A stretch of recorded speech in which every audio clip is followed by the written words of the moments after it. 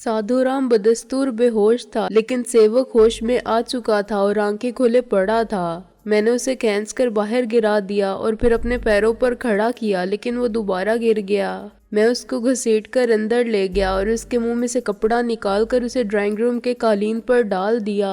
वो लंबे लंबे सांस लेने लगा। उसके हाथ अभी तक कमर के पीछे बंधे हुए थे। तुम्हारा असल नाम क्या है सेवक? मैंने कहा और रिवॉल्वर लेकर उसके सामने यूं बैठ गया कि वो साइलेंसर को भी देख ले। असली नकली नाम से तुमको क्या लेना देना? वो बोला। वैसे तो तुम साधु राम के मुलाजिम थे, मैंने कहा, लेकिन दर हकीकत साधु राम तुम्हारा मुलाजिम था। क्या तुम्हारा ताल्लुक भी आर्मी सीक्रेट सर्विस से है, कर्नल जिगन्नाथ की तरह, या तुम कमांडोज में से हो? मालूम नहीं तुम ये फजूल सवालात क्यों कर रहे हो? वो हकारत से बोला। तुम मुझसे ये तवक्को क्यों रखते हो कि मैं तुम्हें सवालात के दुरुस्त जवाब भी दूंगा? फर्ज करो मैं कहूँ हाँ और ये बताऊं कि मेरा नाम कैप्टन टॉम, मेजर डिक या कर्नल हैरी है। टॉम, डिक एंड हैरी, ऐरा गैरा नत्थू खैरा। मैंने कहा, वाकई नाम में क्या रखा है, लेकिन तुम्हारे जवाब से मुझे तुम्हारे तालीम याफ्ता होने का पता चल गया है। तुम्हारे काम की नोयत के पेश नज़र मैं फर्ज कर लेता हूँ कि तुम खसूसी मकासद के लिए मुंतहिब किए जाने वाले खास आदमी हो। ऐसे खतरनाक मिशन की निगरानी आम लोग नहीं कर सकते। ये बात दिलरुबा के बारे में भी कही जा सकती है। वो वाकई बहुत गैर मामूली औरत है। मैंने उसको असल रूप में देखा है, इसलिए मैं ऐसा कह रहा हूँ। वो हुस्नो शबाब के सिलसिले को बेदरीग इस्तेमाल करना जानती है, मगर उससे ज्यादा खतरनाक वो जहानत है जिससे काम लेकर वो दिलरुबा से कर्मा वाली बन गई। उसने अपनी जगह बनाने के लिए साईं पापड़ वाले को गायब कर दिया। ये उस कर्मा वाली की करामत थी या उसे वहां पहुंचाने वालों की, मगर उसने बहुत होशियारी से गांव वालों के सामने अपनी कलंदरी का सवांग रचाया। इस डबल रोल में वो बहुत कामयाब रही, लेकिन वो बात आज भी सच है कि 100 दिन चोर के तो एक दिन कोतवाल का।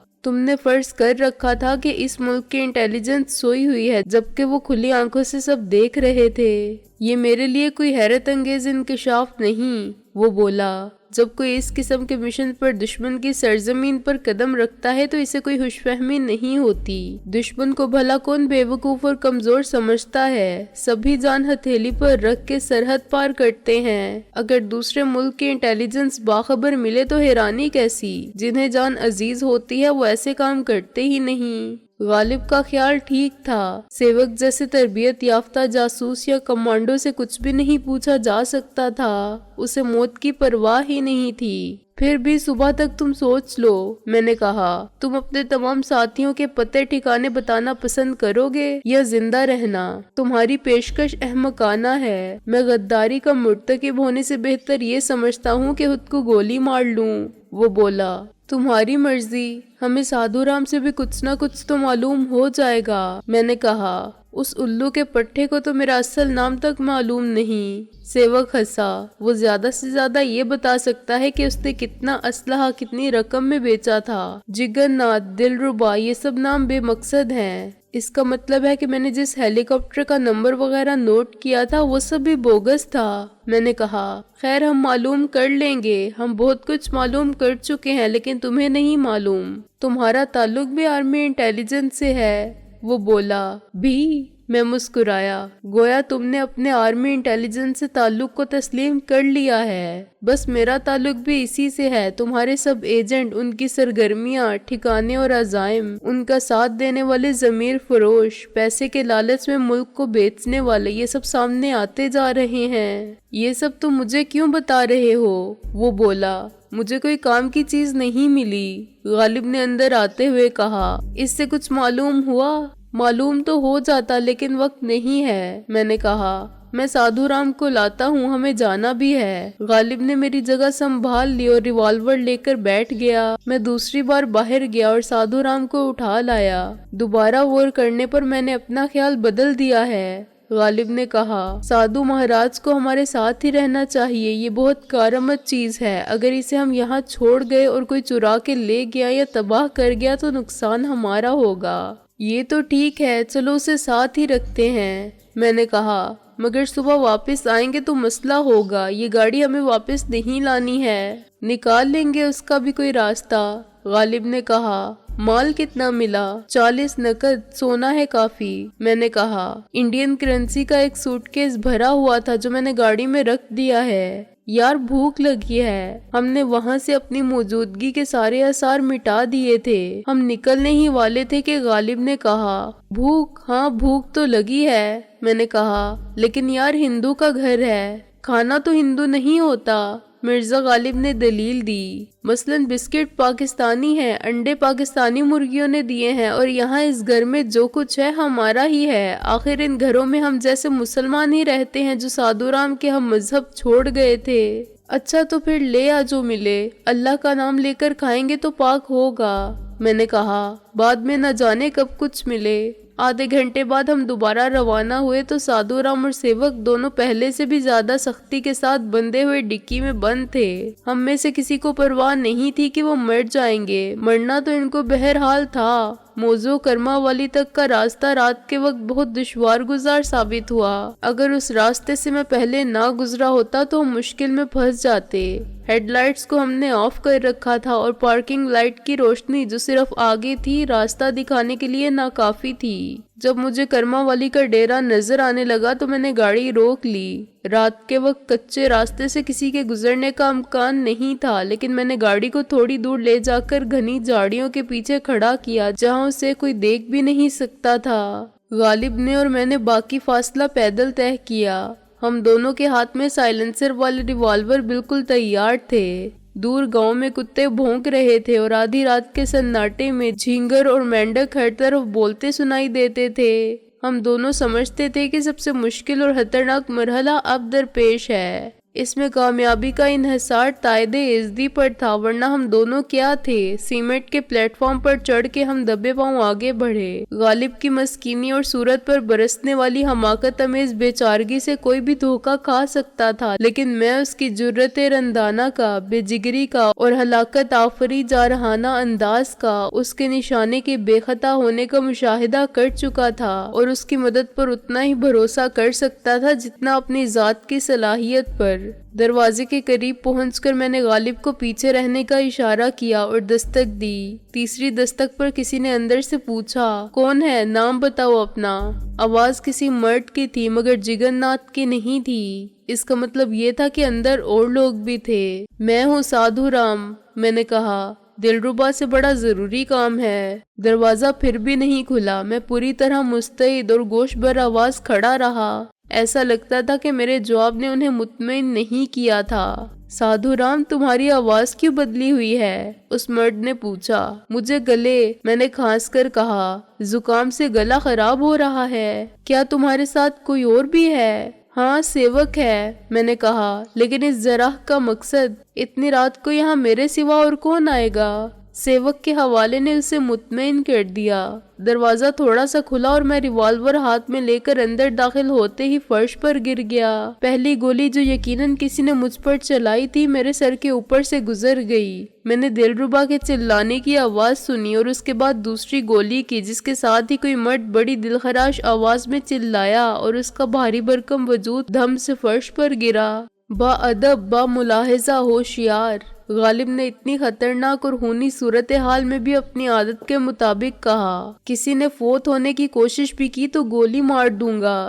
الف کی طرح سیدھے کھڑے رہو۔ میں نے زندہ بچ جانے پر خدا کا شکر ادا کیا اور کھڑا ہو گیا۔ غالب نے دانش مندی کا مظاہرہ کرتے ہوئے سب کو مغلوب کر لیا تھا۔ مارا جانے والا شخص وہ تھا جس نے مجھ پر گولی چلائی تھی۔ غالب کو یقین تھا کہ ایسا ہی ہوگا، چنانچہ وہ میرے زمین پر گرنے کے بعد اندر آیا۔ اس وقت شاید ایک ہی شخص کا ریوالور اٹھا ہوا دکھائی دیا تو اس نے مہلت دیے بغیر اسے گولی مار دی۔ غالب کی گولی کا نشانہ بننے والا اب فرش پر تڑپ رہا تھا۔ گولی نے اس کے حلق میں سوراخ کر دیا تھا۔ یہ اتفاق نہیں تھا، غالب کے نشانے کا کمال تھا۔ وہ اگر چاہتا تو اس کی دائیں آنکھ غائب کر سکتا تھا یا بائیں نتھنے سے گولی اندر اتار سکتا تھا۔ خون کا فوارہ گردن کے سوراخ سے ابل کر جعلی خانقاہ کے فرش کو رنگین کر رہا تھا اور مرنے والے شخص کے حلق سے بڑی بھیانک خرخراہٹ بلند ہو رہی تھی۔ حجرے میں میرے مقابل چند قدم کے فاصلے پر دلربا کھڑی تھی۔ غالباً اسے سوتے سے اٹھایا گیا تھا، چنانچہ وہ جس قسم کے لباس شب خوابی میں تھی اس کا تصور موضوع کرما والی کے عقیدت مند کر ہی نہیں سکتے تھے، اور خود میرے لیے اس کا نائٹ گاؤن باعث حیرت تھا، کیونکہ میں جانتا تھا کہ یہ پیرس نہیں بلکہ پاکستان جیسے غریب اور پسماندہ ملک کا ایک دور افتادہ گاؤں ہے۔ مگر دوہری شخصیت رکھنے والی دلربا سادھو رام سیوک اور جگن ناتھ کی پنڈال چوکڑی اپنے مال حرام سے عیش کر رہی تھی۔ ان کی نجی زندگی وہی تھی جو اوباش تباہ دولت مندوں کی ہو سکتی ہے۔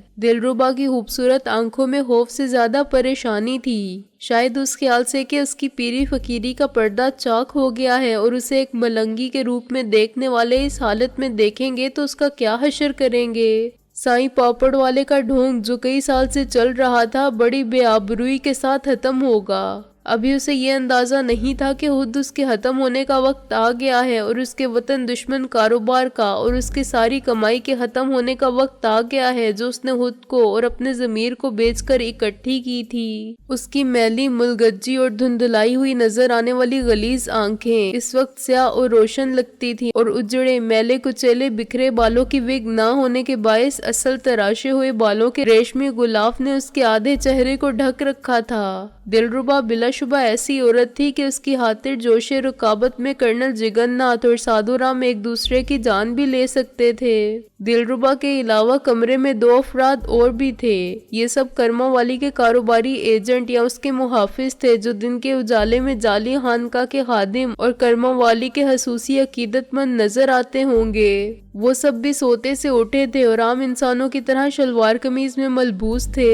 غالب کے مستعدی نے ان کو بے بس کر دیا تھا اور ان کے ہاتھ اپنے اپنے اسلحے تک نہ پہنچ پائے تھے۔ وہ سب خطرناک قسم کے لوگ تھے جو کرما والی کے کاروبار میں اس کے قابل اعتماد معاون تھے۔ حضرات و خواتین، میرا مطلب ہے خاتون، غالب نے کہا، ہتھیار ڈال دیجئے، سیدھے ہاتھ سے نہیں الٹے ہاتھ سے اپنا اپنا ریوالور نکالیے، آہستہ آہستہ۔ پھرتی کا مطلب خودکشی ہوگا۔ ریوالور اپنے قدموں میں پھینک کر سب پیچھے والی دیوار کے ساتھ لگ جاؤ اور اپنے اپنے ہاتھ اوپر کر لو، ہو سکے تو دونوں پیر بھی اٹھا لو۔ میں نے ریوالور سے اشارہ کیا۔ کسی غلط فہمی میں مبتلا ہونے کی ضرورت نہیں۔ غالب نے اچانک فائر کیا اور ایک موم بتی کو گل کر دیا، مگر موم بتی اسی طرح کھڑی رہی۔ میرا نشانہ آج تک خطا نہیں ہوا۔ نمونے آپ سب کے سامنے ہیں، دونوں جانب۔ اس نے مر جانے والے کی طرف اشارہ کیا۔ سب سے پہلے دلربا نے خود کو سنبھالا اور اپنا ریوالور نیچے پھینک دیا۔ ریوالور غالب کے پیروں کے پاس پہنچا۔ دلربا نے بڑی اچھی چال چلی تھی۔ اس نے سوچا تھا کہ شاید غالب جھک کر ریوالور اٹھانے کی حماقت کرے گا اور اسی ایک لمحے سے فائدہ اٹھاتے ہوئے باقی 2 محافظ کچھ ضرور کریں گے، لیکن غالب صرف مسکرایا اور سیدھا کھڑا رہا۔ اسے صورت سے بے وقوف سمجھنے والے پہلے بھی خود بے وقوف بنے تھے۔ اس نے تیسری گولی چلائی جو دونوں محافظ میں سے ایک کے کان کو چھو کر گزر گئی۔ ان دونوں نے ایک دم ریوالور نیچے پھینک دیے اور پیچھے ہٹے۔ دیوار سے چپک کر ہاتھ اٹھانے کے بعد وہ دلربا کو دیکھنے لگے جو ابھی تک وہیں کھڑی تھی۔ دلربا باذہین اور چالاک عورت تھی۔ صورت حالات اس کے قابو سے باہر ہو چکی تھی، مگر اس نے ہمت نہیں ہاری اور ہمارے مقابلے پر ایک عورت کی طرح اتر آئی۔ اس نے مسکرا کے ایک ہاتھ زلفوں کے نیچے رکھا۔ آخر کون ہو تم؟ وہ اپنی شیریں مترنم آواز میں بولی۔ پوچھتے ہیں وہ کہ غالب کون ہے؟ غالب نے میری طرف دیکھ کر افسوس سے سر ہلایا۔ کیا چاہتے ہو تم؟ دلربا نے ایک انگڑائی لے کر کہا جو یقیناً توجہ شکن تھی۔ چاہتے ہیں خوب روئیوں کو اسد۔ غالب نے پھر شاعرانہ جواب دیا۔ چاہتوں کے یہ سلسلے بڑے دراز ہیں مس دلربا۔ کرنل جگن ناتھ بھی تم کو چاہتا تھا اور سادھو رام بھی، میں نے کہا، لیکن تم تو جانتی ہو کہ وہ تم سے زیادہ دولت کو چاہتے تھے۔ خود تم کیا چاہتی تھی اس کا بھی تمہیں علم ہے، لیکن تمہیں جان کر خوشی ہوگی کہ اب اس کا علم ہمیں بھی ہے، غالب نے کہا۔ موضوع کرما والی کے سادہ دل لوگ سائیں پاپڑ والے کی مرید خاص کرما والی سے بہت کچھ چاہتے تھے۔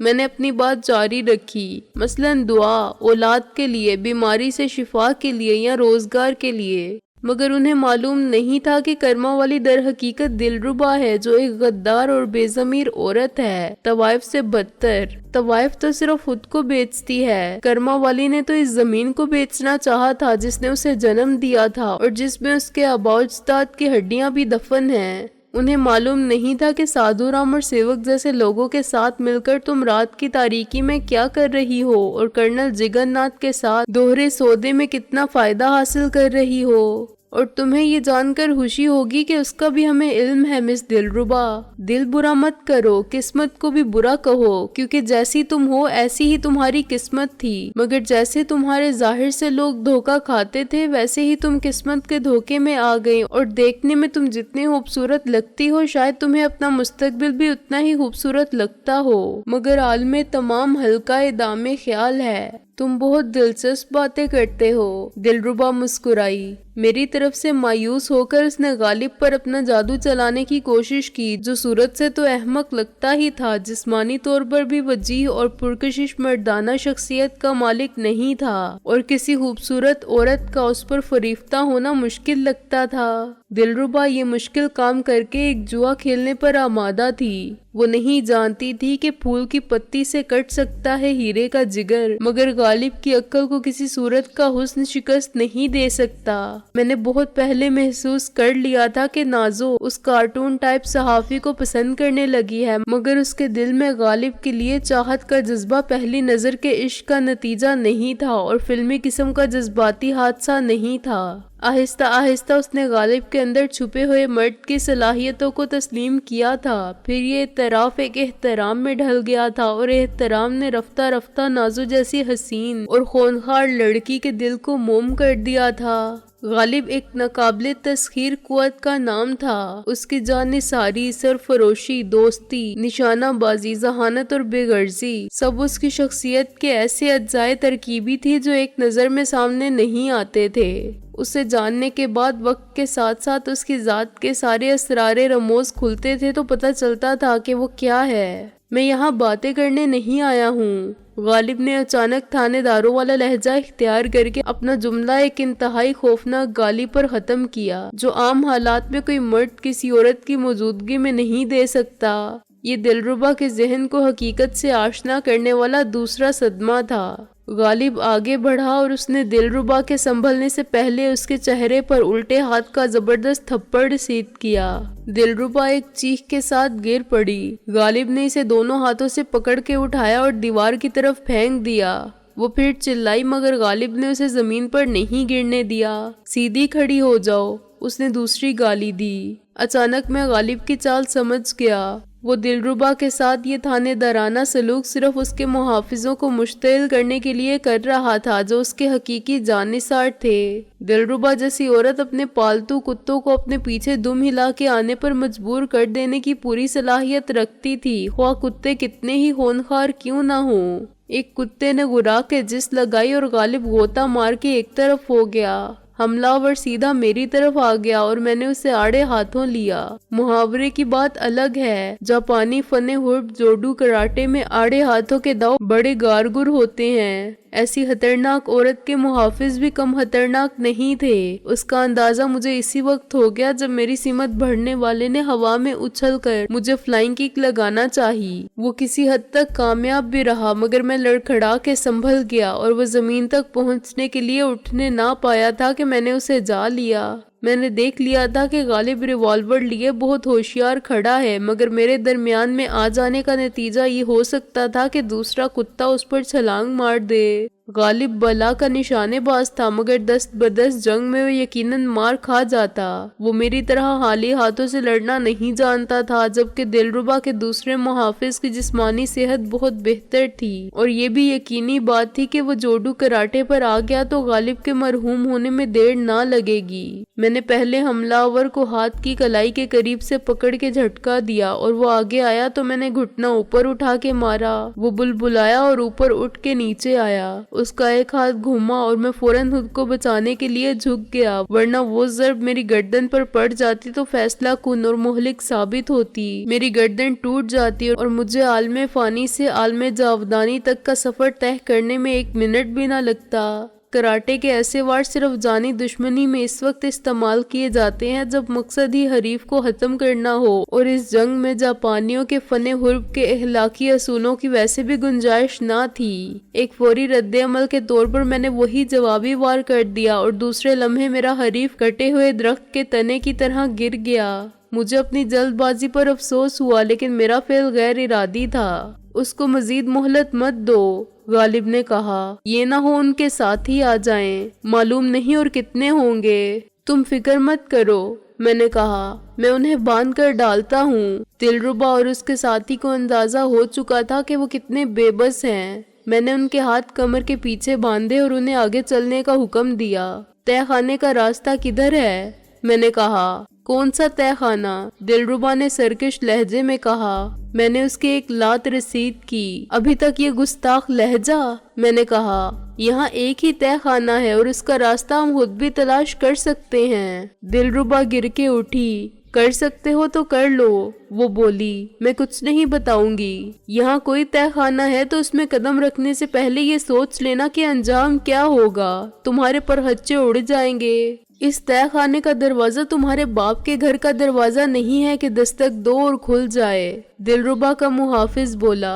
अगर वो तुम्हारे बाप के घर का दरवाजा होगा तब भी मैं खुलवा लूंगा, गालिब ने कहा। जाहिर है उसने दिलरुबा की धमकी का असर नहीं लिया था। अगर ये सच था तब भी हम पीछे हटने वाले नहीं थे, और झूठ था तो उसके फरेब में आने वाले नहीं थे। अंदर वाले हॉल जैसे वसीओ अरीज कमरे के वस्त में साईं पापड़ वाले की कब्र भी थी, जिस पर न जाने कितने रेशमी, सुनहरे और रूह पहले गुलाफ पड़े हुए थे। उनके नीचे असल कब्र छुप गई थी। ऊपर एक फानूस रोशन था जो किसी अकीदतमंद या साहिबे मुराद का तोहफा नहीं था, तो पापड़ों की कमाई से बनवाया गया था। उसकी रोशनी में कुतबा साफ पढ़ा जाता था। साईं पापड़ वाले के नाम से पहले बहुत से अलकाबो आदाब थे और एक शेर भी था, लेकिन कारआमद मालूमात सिर्फ इस हद तक थी कि मौसूफ 1914 में गालबन पहली जंग अजीम करवाने के लिए दुनिया में वार्ड हुए और 1970 में जहन्नुम रसीद हुए। उसके फरेब में आ जाने वालों ने बहरहाल उसे रहमतुल्लाह अलैह और शहीद वगैरह लिखा था। कब्र के गिर्द चमकती हुई सुनहरी जाली थी। मैंने उसे छू कर देखा। क्या ये ठोस सोना हो सकता है? मैंने गालिब की तरफ देखा। सोने के पापड़ों से तो किया ही जा सकता है, गालिब ने कहा। तुम क्या सुनारों की तरह परख रहे हो? अपने मुस्तकबिल की मनकोहा के लिए नेकलेस बनवाने का ख्याल आ रहा है क्या? हाँ यार, माँ बाप तो है नहीं जो बहू के लिए बनवाते, मैंने कहा। मगर खैर, मैं ज़ेरे जमीन जाने का रास्ता देखता हूँ। चारों दीवारें सब पार्ट थीं। मैंने एक राउंड में हर दीवार को रिवॉल्वर के दस्ते से बजा के देखा कि कोई दीवार अंदर से खोखली हो तो पता चल जाए, मगर मेरे कानों ने सिर्फ ठोस दीवारों की आवाज सुनी। मैंने दिलरुबा को बड़ी हौसला शिकन मुस्कुराहट के साथ घूरते देखा। मेरी नाकामी उसे वक्ती खुशी दे रही थी। उसका साथी शिकस्त होर्दा और मजलूम सूरत बनाए खड़ा था और बज़ाहिर मुकाबले के ख्याल से दस्तबरदार हो चुका था, मगर हम अब जाहिर से धोखा नहीं खा सकते थे। खुद गालिब भी हर बात समझता था, लेकिन दिलरुबा का वाहिद जानिसार गालिब को नहीं समझता था। उसने फर्ज कर लिया कि गालिब अब मुतमईन और बेफिक्र है और उसको बेखबरी में अचानक मगलूब किया जा सकता है। वो एकदम पलटा और उसने हाथ बंधे हुए होने के बावजूद सर से टक्कर मारकर गालिब को गिराना चाहा। गालिब इत्मीनान से एक तरफ हो गया और जब वो गुजर गया तो उसको पीछे से घुमाकर लात मारी। उसकी रफ्तार में खातिर हुआ इजाफा हुआ और उसका सर खौफनाक आवाज के साथ दीवार से टकराया। उसकी बदकिस्मती कि जहां उसका सर लगा वहां दीवार में एक खोंटा सा लगा हुआ था। ऐसे खोंटे हर दीवार के वस्त में थे और मालूम नहीं उनका मुसर्रफ क्या था, लेकिन वो खोंटा आखिरी मुहाफिज के कासाए मिस्र को तोड़ता हुआ उसमें पेवस्त हो गया। वो बड़ा और दर्दनाक और दिलगुदाज मंजर था। वो शख्स न खड़ा हुआ था और न बैठा था और न लेटा था। वो एक खूंटे से अटका हुआ और बुरी तरह तड़प रहा था। शायद अजियत के बायस उसके हल्क से दिलखराश चीखों के सिवा कुछ नहीं निकल रहा था। खूंटे में फंसे हुए सर के साथ पूरे जिस्म की हरकत से उसकी अजियत का अंदाजा किया जा सकता था। وہ کرب میں بل کھا رہا تھا اور ہاتھ پیر چلا رہا تھا، مگر جو کھوٹا سر میں سوراخ کر کے گھسا تھا وہ اس حرکت سے اور اندر چلا گیا تھا۔ بے شک اس کے اعمال ہی ایسے تھے کہ اجل نے اس کے لیے ایک عبرت آموز موت کا اہتمام کیا تھا، مگر ہم جیسے انسان جو سینوں میں پتھر نہیں دل رکھتے ہیں اپنے دشمن پر بھی رحم کھا سکتے تھے۔ اس کے عذاب کو ختم کرنے کے لیے میں نے ریوالور اٹھا کے ایک نشانہ لیا اور اس کے سر میں بہت قریب سے گولی مار دی۔ وہ ایک بار تڑپا اور ساکت ہو گیا۔ تم نے دیکھا دلربا، قدرت سزا بھی دیتی ہے تو کس طرح؟ میں نے کہا، تمہاری موت اس سے بھی زیادہ عذابناک ہو سکتی ہے۔ غالب بولا۔ دلربا بالکل ساکت و صامت کھڑی ہوئی پتھرائی آنکھوں سے دیکھ رہی تھی کہ سب کھیل تماشا ختم ہوا۔ نہ سیوک رام کام آیا، نہ کرنل جگن ناتھ اور نہ سائیں پاپڑ والا۔ اس کی دولت، سونے کے پاپڑ، وطن کی حرمت کی قیمت، جسم کا معاوضہ، وہ عقل اور ہمت جس پر اعتماد کرتے ہوئے اس نے کرما والی بننا منظور کیا تھا، اسلحے کی سمگلنگ کرنے والوں کے پرخطر مشن میں شرکت کی تھی، سب رائے گاں گئے۔ دولت سے اس نے مستقبل کے خوابوں کے جتنے سنہرے محل کھڑے کیے تھے کھنڈر بن گئے۔ اس کے چاروں طرف لاشیں پڑی تھیں اور وہ اپنے پھیلائے ہوئے جال میں گرفتار ہو چکی تھی۔ اس کے لیے اب جھوٹی امید پر تکیہ کرنا بھی مشکل تھا۔ تمہیں موقع دیا جا سکتا ہے کہ جان بچا کے جہاں جانا چاہو چلی جاؤ، میں نے کہا۔ مجھے معلوم تھا کہ تم یہ پیشکش کرو گے۔ وہ ایک دم ہنس پڑی۔ میں بھلا کہاں جا سکتی ہوں؟ یہ تو ہے، تمہارے دشمن دونوں طرف ہوں گے۔ غالب نے کہا، دوست کسی طرف نہ ملے گا۔ مجھے معلوم ہے کہ تم یہ رعایت کی رشوت کیوں دے رہے ہو۔ وہ بولی، تم مجھ سے تہہ خانے کا راستہ پوچھنا چاہتے ہو۔ اس کی حقیقت پسندی نے مجھے اس کی بہادری کا قائل کر دیا۔ کوئی اور عورت اب تک بے ہوش ہو چکی ہوتی۔ اگر تم اتنی سمجھدار ہو تو راستہ خود ہی بتا دو، میں نے کہا۔ تم مجھ سے سودا کر سکتے ہو۔ وہ میری آنکھوں میں آنکھیں ڈال کر بولی اور میں نے اس کے انداز حسن کی غارت گر قوت کو پوری طرح محسوس کیا۔ اس کام کے لیے وہ موزوں ترین عورت تھی۔ بدقسمتی سے اس کا واسطہ میرے اور غالب جیسے مردوں سے پڑ گیا تھا جس کے سامنے اس کی قوت تسخیر بے اثر تھی۔ سودا، میں نے تمسخر اڑانے کے انداز میں کہا۔ کیا تم اس پوزیشن میں ہو کہ سودا کر سکو؟ نہیں، مگر رعایت کی پیشکش خود تم نے کی تھی۔ وہ بولی، تم یہ کیوں سمجھنے لگی ہو کہ ہم کبھی راستہ تلاش نہیں کر سکیں گے؟ میں نے کہا، تمہیں دیر لگے گی اور پریشانی ہوگی۔ وہ بولی، پھر تم مجھ پر تشدد کرو گے، بالآخر مجھے قتل کر دو گے، لیکن اس میں تمہارا بہت وقت ضائع ہوگا۔ میں تمہارا وقت بچا سکتی ہوں۔ کس شرط پر؟ میں نے سوچ کر کہا، تم مجھے آسان موت دو گے۔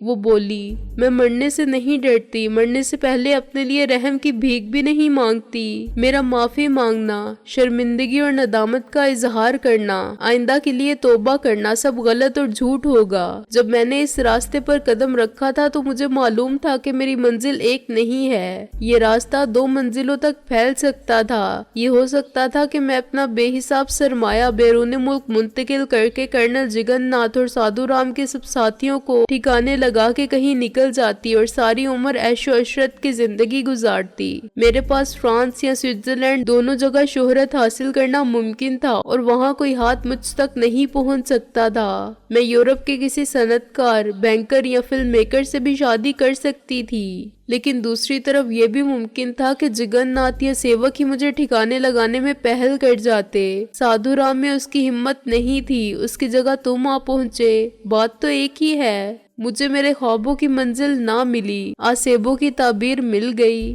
یہ ایک جوا تھا جو میں نے کھیلا تھا اور ہار گئی۔ میں نے جیت کی امید میں جوا نہیں کھیلا تھا۔ اگر جیت میری ہوتی تو میں اسے اپنی کامیابی نہیں، تقدیر کی یاوری سمجھتی، چنانچہ مجھے ہارنے کا افسوس نہیں۔ تم ایک بہادر اور سمجھدار عورت ہو، میں نے کہا۔ نادان دوست سے دانا دشمن کی قدر کرنا بہتر ہوتا ہے۔ اگر تم نے وطن دشمنوں کی بجائے وطن کے محافظوں کا ساتھ دیا ہوتا تو یہ مٹی تم پر فخر کرتی۔ میں تمہاری شرط منظور کرتا ہوں، میں تم کو وہ موت دینے کی کوشش کروں گا جس میں تمہارے لیے عذاب کا احساس ہی نہ ہو۔ ٹھیک ہے، وہ ایک گہرا سانس لے کر بولی۔ قبر پر سے ساری چادریں اور غلاف ہٹا دو، نیچے جانے کا وہی راستہ ہے۔ میں نے غالب کی طرف اور غالب نے میری طرف حیرانی سے دیکھا۔ गांव के जाहिल, कमजोर अकीदे रखने वाले और हर चमकती चीज को सोना समझने वाले सीधे साधे लोगों के दरमियान साईं पापड़ वाला की खानका कितना जबरदस्त मकरो फरेब का कारखाना थी, जिसकी हकीकत को बड़े बड़े आकिल और अफलातून नहीं समझ सकते थे।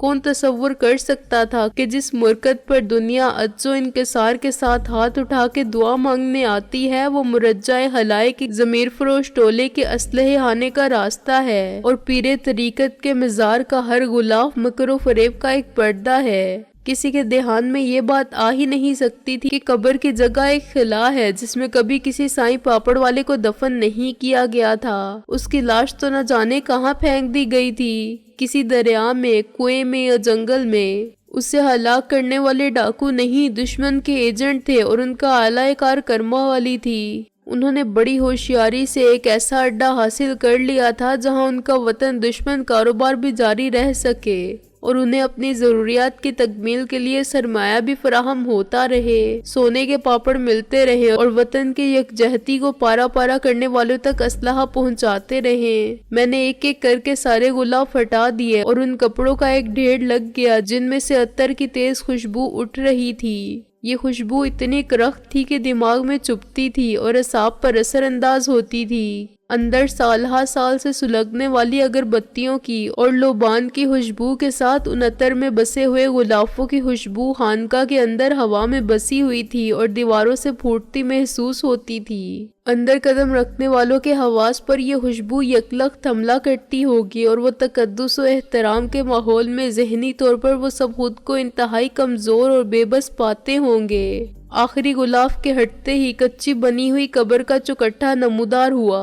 फर्क सिर्फ ये था कि इस कब्र में ऊपर की तरफ संगे मरमर का उस्तरा नहीं था, उसकी जगह एक दरवाजा था जिसे अंग्रेजी में ट्रैप डोर कहा जाता है। एक कुंडी खोलते ही उसके दोनों पट नीचे गिर गए और 3 फुट चौड़ा खला नमूदार हो गया जिसमें जाने वाला जीना 2 फुट नीचे से शुरू हो जाता था। जीना रोशन था, उसके आखिरी हिस्से की रोशनी ऊपर भी आ रही थी। मैंने गालिब को इशारा किया और उसने दिलरुबा को आगे धकेला। मैंने गालिब से कहा कि वो दिलरुबा के बंधे हुए हाथ खोल दे। जब वो नीचे उतर गई तो इसके पीछे मैंने पहले जीने पर कदम रखा। यार क्या मैं भी नीचे तुम्हारे साथ चलूं? गालिब ने इश्तियाक और तजस्सुस को दुबा के कहा। ऊपर का ख्याल कौन रखेगा? मैंने कहा, अगर कोई अचानक आ गया। फिर मैंने उसका मायूस चेहरा देखा। अच्छा भाई आप भी आ जाएं, अल्लाह मालिक है ऊपर का। बेशक अल्लाह ऊपर और नीचे सबका मालिक है, गालिब ने सर हिला के कहा। आखिरी जीने से अंदर कदम रखते ही मैं और गालिब पत्थर के बुत बने खड़े रह गए। वो एक बहुत बड़ा तहखाना था। उसकी लंबाई और चौड़ाई इतनी ही थी जितनी ऊपर हेलीपैड के तौर पर इस्तेमाल होने वाले प्लेटफॉर्म की। दाईं जानिब दीवार के साथ साथ वही लकड़ी के ताबूत नमा संदूक रखे थे जो एक ट्रक से उतारे गए थे। सामने जरा मुख्तलिफ किस्म के बॉक्स थे, साइज में कुछ छोटे मगर ऊंचाई में ज्यादा। मेरी और गालिब की नजर एक कोने से दूसरे कोने तक और तीसरे कोने से चौथे कोने तक पहुंची। हर दीवार के साथ संदूक थे, हर सूरत और साइज के। इसमें शुबे की कोई गुंजाइश ना थी कि इन सब में असलहा भरा हुआ है और इतना बड़ा असलहे का जखीरा मैंने किसी फिल्म में भी नहीं देखा था। मैंने ताबूत नुमा संदूक को पहले खोलने का फैसला किया। मुझे अंदर ही एक हथौड़ी और कुछ दूसरे औजार भी मिल गए जो अमूमन बढ़ई इस्तेमाल करते हैं। यहाँ ये औजार संदूकों को बंद करने और खोलने के ही काम आते थे। सामान ले जाने वाले पहले हर बक्स को खोलकर अपना इत्मीनान जरूर करते होंगे कि इसमें पत्थर तो नहीं भरे हुए हैं। पहले ताबूत नमा संदूक को खोलने में मुश्किल से 10 मिनट सर्फ हुए। मैंने एक दुर्ज तलाश की और इसमें लोहे की वो सुलाख फंसा दी जिसका दूसरा किनारा पेचकस के सिरे की तरह चिपटा था। सुलाख के दूसरे हिस्से को नीचे दबाकर मैंने दुर्ज को चौड़ा किया। मजबूती से लकड़ी में जड़ी हुई कीलों ने एहतजाज किया मगर एक लीवर की ताकत के सामने कीलों की एक न चली। ढकना आहिस्ता से ऊपर उठा और मैंने सुलाख को आगे बढ़ा के जोर लगाया तो ढकना अलग हो गया। मैंने बक्स में किसी लाश को नहीं, खुदकार राइफलों को देखा जो ऊपर नीचे पड़ी हुई थीं। मैंने शुमार किया तो इस एक ताबूत में 12 राइफलें थीं। اس ایک تابوت سے کتنے جیتے جاگتے انسان لاشوں میں تبدیل ہو جائیں گے، شاید سینکڑوں، ہزاروں۔ ہر رائفل نہ جانے کس کس کے ہاتھ میں جائے گی۔ جب رائفل کو تھامنے والا ایک ہاتھ بے جان ہوگا تو یہ دوسرے ہاتھ میں چلی جائے گی، دوست کے ہاتھ میں یا دشمن کے ہاتھ میں۔ رائفل اور رائفل کی گولیاں نہ کسی کے دوست ہوتے ہیں نہ دشمن۔ کس سوچ میں پڑ گیا ہے بھائی، یہ موت و حیات کے فلسفے پر غور کرنے کا نہ مقام ہے نہ وقت، غالب نے کہا۔ میں چونک پڑا، ایسے ہی خیال آ گیا تھا یار کہ یہ کتنے بے گناہوں کی موت کا سامان ہے، کون حساب کر سکتا ہے اس کا۔ ہم اس ذخیرے کو تباہ کر دیں گے، غالب نے مجھے یقین دلایا۔ ہاں مگر ایسے اور کتنے ذخیرے ہیں، میں نے کہا، اگر یہ بھی معلوم ہو جاتا۔ مگر ہر وقت کے لیے ایک کام اور ہر کام کے لیے ایک وقت ہے۔ میں نے سب باکس نہیں کھولے، ہر نمونے کا ایک باکس کھولا اور دیکھ لیا کہ اس میں کیا ہے۔ مختلف سائز اور شکل و صورت کے صندوقوں میں وہ سب کچھ تھا جو موت کہلاتا ہے، گولہ بارود، پستول اور ریوالور، گولیاں اور مشین گنوں کے راؤنڈز، دستی بم اور مشین گنیں، بموں کے فیوز، ڈائنامائٹ سٹکس، بارودی سرنگیں۔ ایک باکس میں جو اپنی نوعیت کا ایک ہی تھا مجھے گھڑیاں سی نظر آئیں، یہ ٹائم بم تھے۔ میں آتشی اسلحے کا ماہر نہیں تھا، چنانچہ یہ اندازہ نہیں کر سکتا تھا کہ ہر بم کی تباہ کاری کا دائرہ کس حد تک ہو سکتا ہے۔ مرزا غالب نے صحافت کے پیشے میں بہت پاپڑ بیلے تھے، چنانچہ 65 کی جنگ میں محاذ پر بھی خاصے گھومے تھے۔ انہوں نے ارشاد فرمایا کہ بم بہت بڑے تو نہیں ہیں، لیکن ہر ٹائم بم سے ایک ریلوے پل یا عمارت تباہ ہو سکتی ہے۔ کون سی عمارت؟ میں نے اس بیان کو مبہم قرار دیا۔ عمارت تو یہ بھی ہے اور الفلاح بلڈنگ بھی۔ میرا مطلب درمیانے درجے کی عمارت سے تھا، مثلاً کوئی دفتر یا ریلوے اسٹیشن، غالب نے کہا۔ کون سا ریلوے اسٹیشن؟ میں نے پھر اس کی بات کاٹ دی۔ لاہور کا یا ٹھنڈا چوہا؟ دھندا چوہا؟ غالب نے سر کھجا کے کہا۔ یہ تو عمارت نہ ہوئی، جانور، اور وہ بھی۔ یہ ایک اسٹیشن کا نام ہے، میں نے شرط لگانے کے انداز میں کہا۔ پنڈی سے لاہور تک پیسنجر ٹرین میں سفر کرو تو ضرور اتفاق ہوگا ٹھنڈا چوہا دیکھنے کا۔ ایکسپریس اور میل ٹرین کوئی ٹھنڈا چوہا؟ بھاڑ میں گیا ٹھنڈا چوہا اور گرم چوہا، غالب نے کہا۔ نہیں مانتے تو نہ مانو، یہ ٹائم بم نہیں خربوزے ہیں۔ وہ یار دراصل میرا مطلب تمہیں ابو جہل ثابت کرنا نہیں تھا، میں نے ہفت سے کہا۔ تم ان کو سیٹ کر سکتے ہو؟ غالب نے نفی میں سر ہلایا۔ کوشش کر سکتا ہوں، مگر اسے خودکشی کی کوشش بھی کہا جا سکتا ہے اور وہ تم بھی کر سکتے ہو۔ پھر مت کرو، میں نے کہا۔ ہم کچھ اور کر سکتے ہیں۔ کیا تم نے کبھی دستی بم پھینکا ہے؟ یار میں صحافی کی حیثیت سے محاذ پر گیا تھا، سپاہی کی حیثیت سے نہیں، غالب نے بھننا کر کہا۔ میں پھینک سکتا ہوں، میں نے اعلان کیا، منہ سے پن نکالی، 5 سیکنڈ شمار کیے اور پھینک دیا۔ یہ سب تو میں نے بھی فلموں میں دیکھا ہے، غالب نے کہا۔ 6 سیکنڈ ہو گئے تو کیا ہوگا؟ پلاؤ کھائیں گے احباب، فاتحہ ہوگا، میں نے کہا۔ چنانچہ ہم غیر فوجی طریقہ اختیار کرتے ہیں۔ میں نے اور غالب نے لکڑی کے صندوقوں کو دیوار سے دور ہٹا کے وسط پہ جمانا شروع کر دیا۔